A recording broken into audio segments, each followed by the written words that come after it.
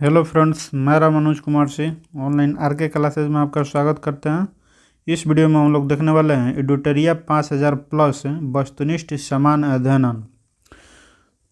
और practice set number 1 को इसमें हम लोग देखने वाले हैं। अगर आप चैनल पर नए हैं तो चैनल को सब्सक्राइब कीजिए और वीडियो अच्छा लगे तो वीडियो को लाइक कीजिए और ज़्यादा से ज़्यादा अपने दोस्तों के पास सभी ग्रुपों में शेयर कीजिए। पहला आज हम लोग प्रैक्टिस सेट देखने वाले हैं, तो पहला प्रैक्टिस सेट चलिए स्टार्ट करते हैं।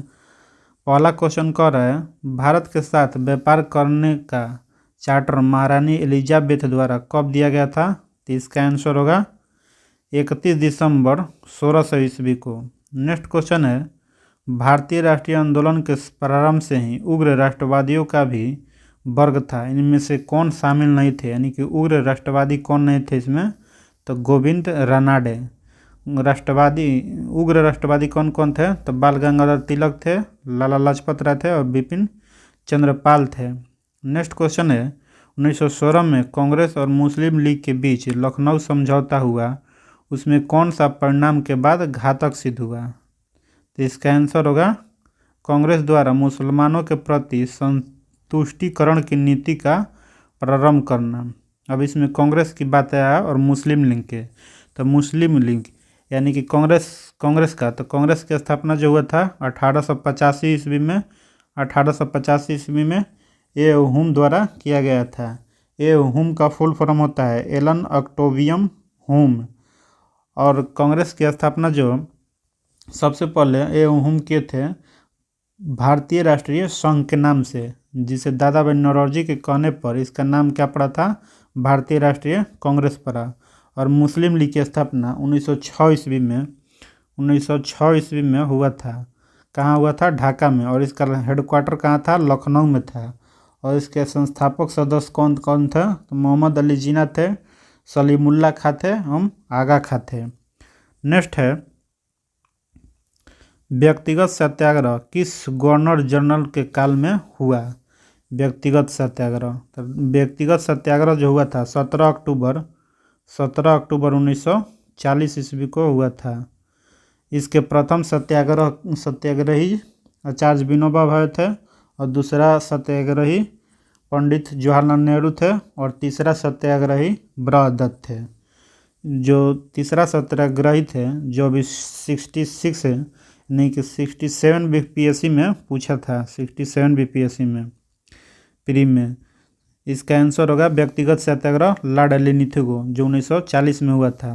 लॉर्ड लिथुगो का कार्यकाल 1936 से 1943 तक था और लॉर्ड बेबल का कार्यकाल 1943 से 1947 के बीच था। लॉर्ड वेलिंगटन का कार्यकाल 1931 से 1936 के बीच और लॉर्ड माउंटबेटन का कार्यकाल 1947 के कुछ महीनों तक था, फिर कुछ 48 में भी बने थे। भारतीय राष्ट्रीय कांग्रेस की पूर्णतः संस्थाओं में सबसे पहली और प्रमुख संस्था कौन थी? तो इसका आंसर होगा British Indian association, British India association. Next देखेंगे,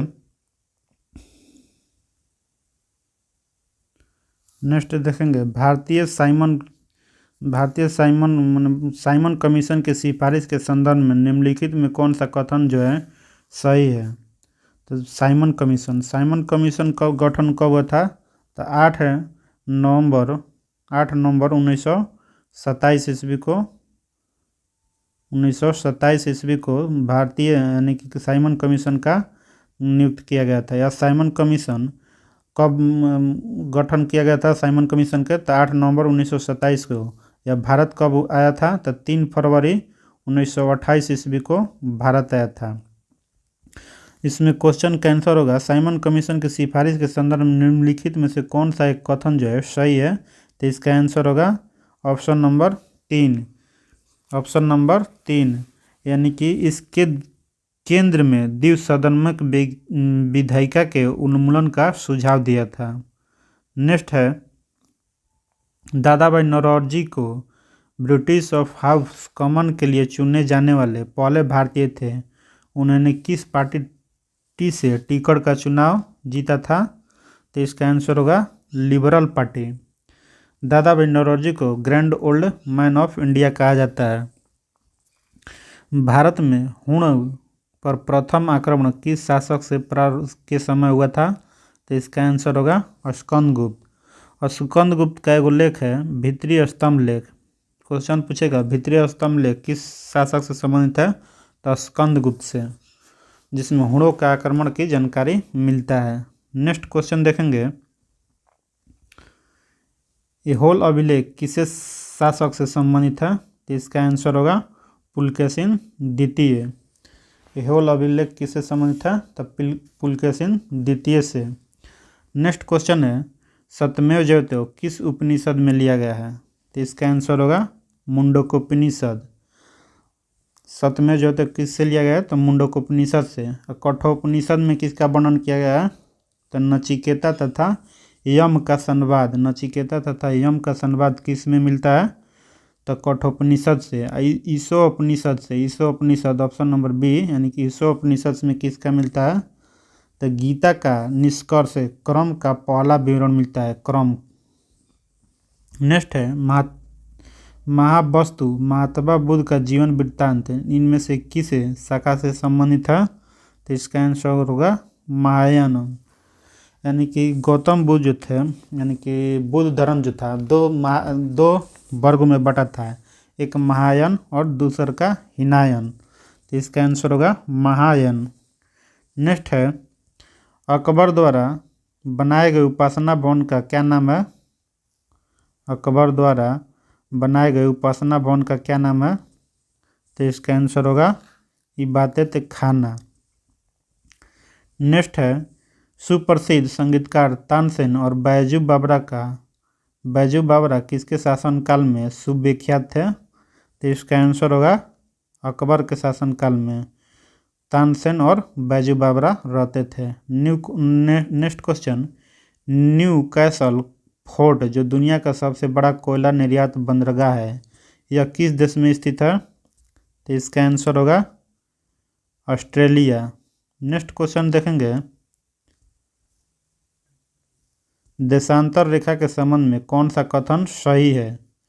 देशांतर रेखा के कथन में कौन सा सही है? तो इसका आंसर होगा देशांतर के मध्य में सर्वाधिक विषुवत दूरी जो है विषुवत रेखा पर होती है। नेक्स्ट क्वेश्चन है, उत्तर से शुरू कर दक्षिण की ओर नीचे दी गई पहाड़ियों का सही अनुक्रम कौन सा है? तो इसका आंसर होगा नालामलाई पहाड़ी, जवादी पहाड़ी और नीलगिरी पहाड़ी तथा अनामलाई पहाड़ी। नेक्स्ट क्वेश्चन है, निम्नलिखित में कौन सा नदी अपने मार्ग बदलने के लिए प्रख्यात है? तो इसका आंसर होगा कोसी नदी। कोसी नदी को बिहार का शोक नदी कहा जाता है। और कोसी नदी का उद्गम स्थान गोसाईनाथ पहाड़ी नेपाल से है। और गंडक का उद्गम स्थल कहाँ है? गंडक का उद्गम स्थल नेपाल चीन की सीमाओं से निकलती है। कहाँ से निकलती है? तो नेपाल और चीन के सीमा से निकलती है। महानदी कहाँ से निकलती है? तो छत्तीसगढ़ के सिंहवा श्रेणी से। और दामोदर नदी छोटा नागपुर पठार से निकलती है। Next question,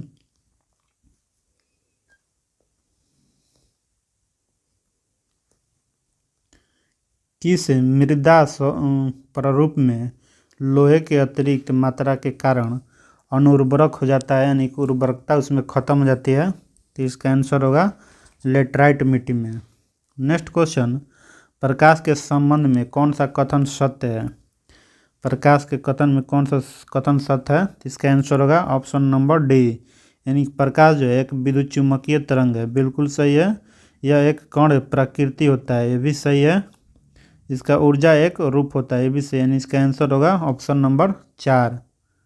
next question, biogas संयंत्र में निम्नलिखित में कौन सी प्रक्रिया होती है? तो इसका आंसर होगा किण्वन। एक वर्ग में ऊपर से नीचे आने पर परमाणु का आकार क्या होता है? तो इसका आंसर होगा बढ़ता है। लेकिन दाएं से दाएं जाने पर परमाणु का आकार घटता है। इलेक्ट्रॉन बंधुता और वैद्युत ऋणात्मकता का ऊपर से नीचे आने पर घटता है। इलेक्ट्रॉन बंधुता और वैद्युत ऋणात्मकता ऊपर से नीचे आने पर घटता है। नेक्स्ट क्वेश्चन है, वायुमंडल में कौन सी विसरण का कारण क्या है? वायुमंडल में प्रकाश के विसरण का कारण क्या है? तो इसका आंसर होगा धूलकण। नेक्स्ट क्वेश्चन देखेंगे, किसी भी यौगिक का ऑक्सीकरण संख्या क्या होता है? तो इसका आंसर होगा ऑप्शन नंबर 4 यानी कि 0। सर्प विरोधी सुई किस तत्व का एक यौगिक होता है? तो इसका आंसर होगा स्वर्ण यौगिक। नेक्स्ट क्वेश्चन, दाब का विमीय सूत्र क्या होगा? दाब का विमीय सूत्र, तो इसका आंसर होगा ml इनवर्स T-2। दाब का मात्रक होता है पास्कल और दाब का विमीय सूत्र ml इनवर्स T-2 होता है और दाब का एसआई मात्रक न्यूटन पर मीटर स्क्वायर होता है। दाब का बराबर होता है फोर्स बराबर एरिया। नेक्स्ट देखेंगे, जयोसेल क्या है? जयोसेल क्या है? तो इसका आंसर होगा कोयला। नेक्स्ट क्वेश्चन देखेंगे, याददाश्त का संबंध मस्तिष्क के निम्नलिखित में से किस भाग से संबंधित है? तो इसका आंसर होगा सेरिब्रम। नेक्स्ट क्वेश्चन, एक जीवाश्म पक्षी का नाम बताएं जो एक पक्षी की तरह दिखता है लेकिन सरीसृप जैसे अन्य विशेषता होती है। तो इसका आंसर होगा ऑक्टियो। इसका आंसर होगा आर्कियोप्रेक्टिस। नेक्स्ट क्वेश्चन देखेंगे, मानव शरीर में सर्वाधिक मात्रा में पाए जाने वाला तत्व कौन है? तो इसका आंसर होगा O2 यानी कि ऑक्सीजन। नेक्स्ट क्वेश्चन, परिपथ में किन्हीं दो बिंदुओं के बीच विभवांतर मापने के लिए किसका प्रयोग किया जाता है? इसका आंसर होगा वोल्टमीटर। यानी कि विभवांतर मापने के लिए किसका प्रयोग किया जाता है? वोल्टमीटर का। आमीटर किसका प्रयोग किया जाता है? अमीटर किसके मापने के लिए प्रयोग किया जाता है? तो विद्युत धारा को मापने के लिए अमीटर का प्रयोग किया जाता है। नेक्स्ट क्वेश्चन, आपातकाल के दौरान मौलिक अधिकारों का निलंबन कौन कर सकता है? तो इसका आंसर होगा राष्ट्रपति। नेक्स्ट क्वेश्चन, प्रकलन समिति के सदस्यों का कार्यकाल कितना वर्ष होता है? तो इसका आंसर होगा 1 वर्ष। प्रकलन समिति जो है सर्वप्रथम वित्त मंत्री जॉन मथाई के सिफारिश पे हुआ था और यह सर्वप्रथम 1950 में इसका गठन हुआ था। और प्रकलन समिति में 30 सदस्य होते हैं। प्रकलन समिति में 30 सदस्य होते हैं, वो भी केवल लोकसभा के। ये जो बिहार दरोगा का प्रीवियस ईयर क्वेश्चन है, प्रकलन समिति क्वेश्चन पूछा था बिहार दरोगा में, कौन सा ऐसा समिति है जिसमें केवल लोकसभा का सदस्य होते हैं? तो इसका आंसर होता है प्रकलन समिति।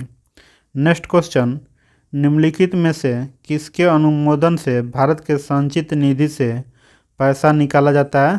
तो इसका आंसर होगा भारत के संसद से। भारत के संचित निधि जो है किस अनुच्छेद में वर्णन किया गया है? तो 266 और असामयिक निधि 267। और भारत के अगर कहेगा कि असामयिक निधि से फंड निकालने के लिए किसकी अनुमति होती है? तो भारत के राष्ट्रपति, लेकिन संचित निधि से भारत के संसद। नेक्स्ट क्वेश्चन देखेंगे, भारतीय संविधान के विधि के समक्ष समानता किस देश के संविधान से लिया गया है? तो इसका आंसर होगा ब्रिटेन। विधि के समक्ष समानता कहेगा तो ब्रिटेन। विधि द्वारा स्थापित प्रक्रिया कहेगा तो जापान। यूएस संविधान से मौलिक अधिकार लिया गया है और जर्मनी से आपात उपलब्ध लिया गया है। नेक्स्ट क्वेश्चन, संविधान संशोधन प्रक्रिया संविधान के किस भाग में उल्लेख किया गया है? तो इसका आंसर होगा भाग 20। भाग 20 में किसका वर्णन किया गया है? तो संविधान संशोधन। अनुच्छेद कितना आता है संविधान संशोधन के लिए? 368। और भाग 12 में किसका वर्णन किया गया है? भाग 12 में वित्त, संपत्ति, संविदा और वाद का वर्णन भारतीय संविधान के भाग 12 में किया गया है। और भाग 18 में किसका वर्णन किया गया है? भाग 18 में आपात उपलब्ध का वर्णन किया गया है और भाग 16 में कुछ वर्गों के संबंध में विशेष उपलब्ध का चर्चा किया गया है। नेक्स्ट क्वेश्चन देखेंगे, भाषा का उल्लेख मैंने सूची 1 को सूची 2 से मिलान करना है। सूची 1 को सूची 2 से मिलान करना है। भाषा का उल्लेख किस में किया गया है? तो 8वीं अनुसूची में। जो भारतीय संविधान में कितनी भाषा है वर्तमान में? 22 भाषा है। दल बदल किससे संबंधित है? तो 10वीं अनुसूची से संबंधित है। 73वां संविधान संशोधन किससे संबंधित है? 73वां संविधान संशोधन 11वीं अनुसूची से संबंधित है। अर्थात भूमि सुधार अधिकरण किससे संबंधित है? भूमि सुधार अधिकरण 9वीं अनुसूची से संबंधित है। तो इसका आंसर होगा ऑप्शन नंबर 3 सी, यानी कि नेक्स्ट क्वेश्चन, 1833 के चार्टर अधिनियम के अंतर्गत प्रथम विधि आयोग का गठन किसकी अध्यक्षता में किया गया था? तो इसका आंसर होगा लॉर्ड मैकाले। अभी वर्तमान में 22वें विधि आयोग का गठन हुआ है, जिसके अभी वर्तमान में अध्यक्ष 22वें यानी कि 22वें विधि आयोग का अध्यक्ष कौन है? ऋतुराज अवस्थी। नेक्स्ट क्वेश्चन, निम्नलिखित में कौन सा औषधि क्रांति या झींगा उत्पादन से संबंधित है? तो इसका आंसर होगा गुलाबी क्रांति। लाल क्रांति किससे संबंधित है? तो टमाटर तथा मांस से। नीली क्रांति मत्स्य उत्पादन से और गोल्डन क्रांति जो है बागवानी और शहद उत्पादन से संबंधित है। नेक्स्ट क्वेश्चन, निम्नलिखित में से किन दो संस्थानों को ब्रेटन वुड के जुड़वा के नाम से जाना जाता है? तो इसका आंसर होगा IMF और विश्व बैंक। नेक्स्ट क्वेश्चन देखेंगे,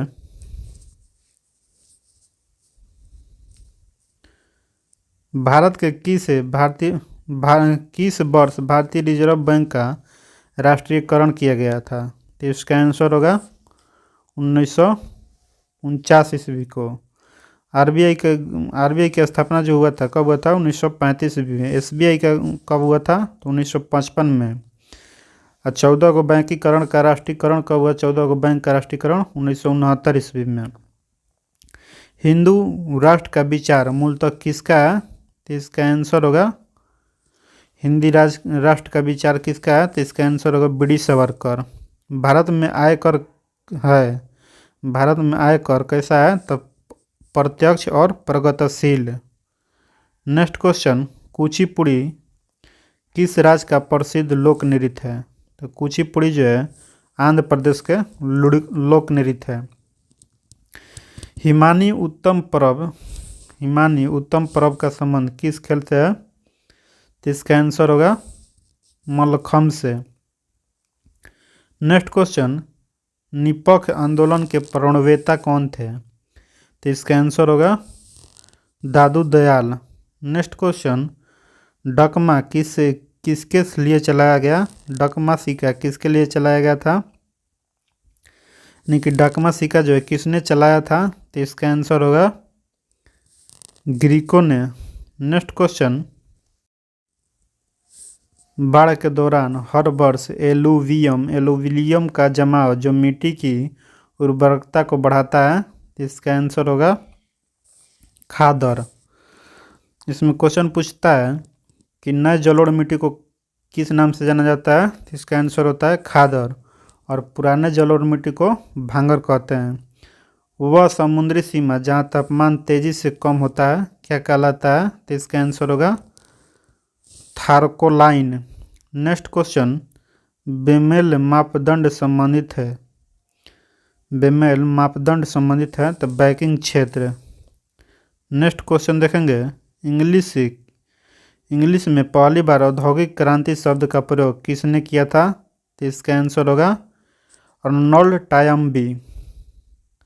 फिर इधर दिया है स्मरणीय तथ्य, भारत में मानव का सर्वप्रथम साक्ष्य कहाँ से मिला है?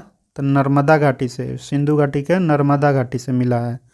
सर्वप्रथम प्राचीनतम स्थायी जीवन के प्रमाण कहाँ से मिला है? तो मेहरगढ़ से। एक ही कब्र में 3 मानव कंकाल कहाँ से मिले हैं? दमदम से। गर्तावास के साक्ष्य कहाँ से मिला है? तो बुर्ज होम से। मानव के साथ कुत्ते को दफनाने का साक्ष्य कहाँ से मिला है? तो बुर्ज होम से। जूते हुए खेत का साक्ष्य कहाँ से मिला है? कालीबंगन से। अग्निकुंड का साक्ष्य कहाँ से मिला है? कालीबंगन एवं लोथल से। युगल समाधि यानी कि दो लोग का समाधि कहाँ से मिला है? कलिबंगा और लोथल से। नक्शदारी ईंटों का प्रयोग का साक्ष्य कहाँ में से मिला है? कालीबंगन से। फिर नर्तकी का साक्ष्य का मूर्ति कहाँ से मिला है? मोहनजोदड़ो से। शवों को दफनाने की प्रथा प्रचलन था हड़प्पा सभ्यता से। शवों को जलाने का प्रथा प्रचलन है मोहनजोदड़ो से। यानी दफनाने की प्रथा हड़प्पा से और जलाने की प्रथा मोहनजोदड़ो से। नेक्स्ट देखेंगे, तीन मुख वाले देवता मूर्ति का प्राप्त हुआ है मोहनजोदड़ो से। मिट्टी द्वारा निर्मित हल का साक्ष्य प्राप्त हुआ है बनवानी से। उन्नत जल प्रबंधन का साक्ष्य प्राप्त हुआ है धौलावीरा से। शैलकृत स्थापत्य के प्राचीनतम प्रमाण प्राप्त कौन है? धौलावीरा से। वैसा हड़प्पन कालीन स्थल जो 3 भागों में विभक्त था धौलावीरा।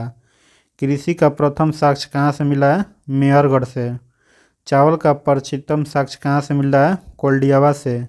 आग का आविष्कार कहाँ हुआ? तो पूरा पाषाण काल में। आग खोज के पूरा कर दिया पाषाण काल। नेक्स्ट क्वेश्चन, पहिए का आविष्कार किस काल में हुआ? तो नवपाषाण काल में। मानव द्वारा सर्वप्रथम प्रयुक्त अनाज कौन था?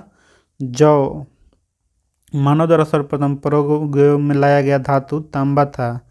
राष्ट्रीय मानव संग्रहालय स्थित है भोपाल में। सिंधु सभ्यता के प्रमुख बंदरगाह थे लोथल और सुतकोता। हड़प्पा एवं मोहनजोदड़ो को संयुक्त जुड़वा राजधानी किसने कहा था? पिगट ने। अगर आपको वीडियो अच्छा लगे तो वीडियो को लाइक कीजिए, चैनल को सब्सक्राइब कीजिए और ज़्यादा से ज़्यादा अपने दोस्तों के पास शेयर कीजिए।